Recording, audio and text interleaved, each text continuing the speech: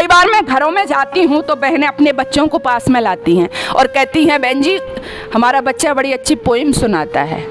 कोई मंत्र श्लोक नहीं, पोइम। चलो कोई बात नहीं, कौन सी सुनाता है? एक बहन जी लेके आई, बच्चे से कहा पोइम सुनाओ बहन जी को। बच्चे ने पोइम सुनाई। कौन सी पोइम? रैन रैन गो अबे। कौन सी? रैन रैन गो अबे। क्या मतलब? क्या मतलब?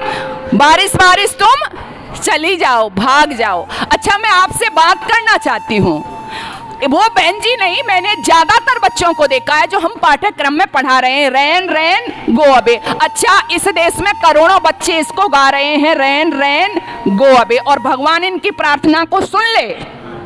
भगवान इनकी प्रार्थना को सुन ले कि रैन रैन गो अबे, वर्षा वर्षा तुम चली जाओ। तो आपका क्या होगा? आपका ये जो देश है ना, कृषि प्रधान देश है।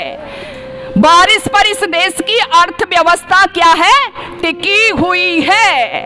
और रैन रैन गो अबे तो ये कहाँ के लोग गा सकते हैं? क्योंकि इंग्लैंड में, यूरोप में वर्षा रहती है, शाम को बच्चे निकल नहीं सकते, कभी भी बारिश हो जाती है, तो वहाँ के लिए ये पोइम ठीक है।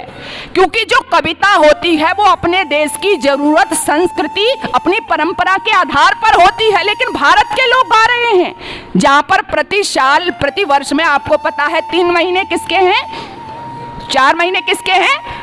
किसके हैं? बारिश के हैं ना। और उसमें भी फिर क्या है? उसमें भी दिन निश्चित हैं।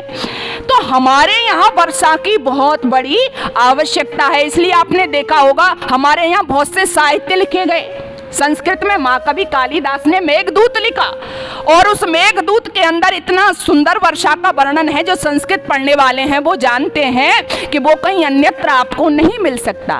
वो महाकवि कालिदास इंग्लैंड में पैदा नहीं हो सकते, वो भारतवर्ष में ही होंगे। तो हम क्या कर रहे हैं, हमें पता ही नहीं क्या गाना है।